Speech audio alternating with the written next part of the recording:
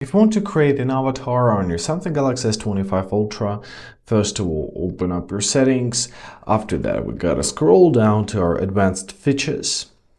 Here, you gotta find our Galaxy avatar and tap on the plus.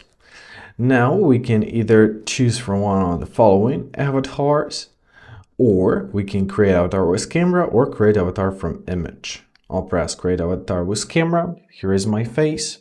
Let me position it in the center of the screen. Take picture, and now our phone is automatically gonna create it. So I'm a male. Let's press next. All right, so here is our avatar. We can adjust it how we want. There's actually a huge window of customization. You can choose any kind of haircut, any kind of hair color. I think my hair color is closer to this.